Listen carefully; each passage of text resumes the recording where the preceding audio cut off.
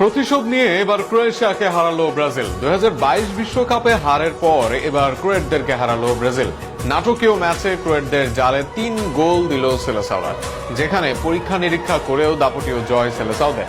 ভক্তরা বলেন 5 বারের বিশ্ব চ্যাম্পিয়নরা এভাবেই খেলে, এভাবেই জয় পায় ব্রাজিল। ব্রাজিলের জয় নিয়ে থাকছে প্রতিবেদন।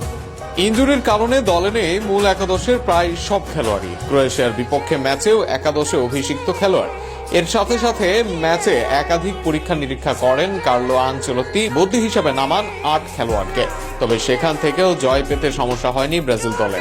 উল্টো শক্তিশালী ক্রোয়েশিয়ার বিপক্ষে নিরপেক্ষ ভেন্যুতে তারা দেয় 3 গোল। শুরু থেকে এদিন আক্রমণাত্মক ফুটবল খেলে ব্রাজিল।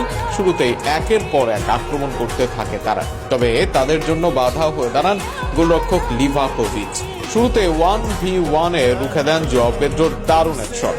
এরপর দারুণ স্পেস পেয়ে শট করেন ম্যাথিউস কুনহা, কিন্তু সেটাও ফিরে এই গোলরক্ষকের হাতে লেগে। তবে প্রথমার্ধের অতিরিক্ত সময় আর রক্ষা হয়নি ক্রোয়েশিয়ার।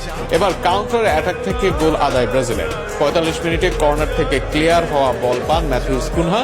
সেখানে দারুণ এক লং বল বাড়ান ভিনিসিয়াস জুনিয়রের উদ্দেশ্যে। লং বল পেয়ে ভিনির স্বভাবসুলভ রান, একই সাথে একাধিক ডিফেন্ডারকে রাখেন এলোমেলো। সেখান থেকে স্পেস তৈরি করে বক্সে ক্রস করেন ভিনি। সেই ক্রসটায় কাজে লাগান অভিষিক্ত দানিলো। তার করা ভলি বাম দিকে গিয়ে খুঁজে নেয় জালের ঠিকানা। প্রথমার্ধে 1 গোলে লিডের পর দ্বিতীয়ার্ধে 8টি বদলি করে ব্রাজিল দল। দলে ফেরেন অ্যান্ড্রিক ফ্যাবিনহোরা, আবার অভিষেক হয় রায়ান কাইকিদের। এত নবাগত খেলোয়াড়ের মাঝে কিছুটা এলোমেলো ছিল ব্রাজিল। ম্যাচের 84 মিনিটে সেই ভুল কাজে লাগায় ক্রোয়েশিয়া। ফ্লুকের বানানো বল থেকে মাঝের শট, যে শট ক্লিয়ার করতে এসে সামনে যান ব্রাজিলের বেন্তো। তবে ঠিক সময়ে হাজির না হওয়ার মাসুল গুনতে হয়, হজম করেন গোল। আর সেখান থেকে ম্যাচটা অনেকটা হাতছাড়া হয়ে যাচ্ছিল ব্রাজিলের। তবে সেই ম্যাচ হাতছাড়া করাননি বদলি নামা অ্যান্ড্রিক। গোল হজমের পর কিক অফ থেকে অ্যান্ড্রিকের রান। এবার তাকে থামাতে বক্সে ধাক্কা মেরে ফেলে দেন প্রতিপক্ষের ডিফেন্ডার। তাতে রেফারির বাসি পেনাল্টির ডান।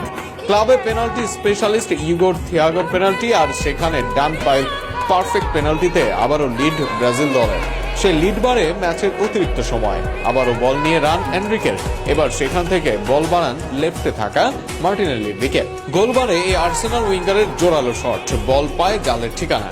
আর তাতেই জয় নিশ্চিত হয় ব্রাজিলের। যে জয়ে আত্মবিশ্বাস পাবে ব্রাজিল দল।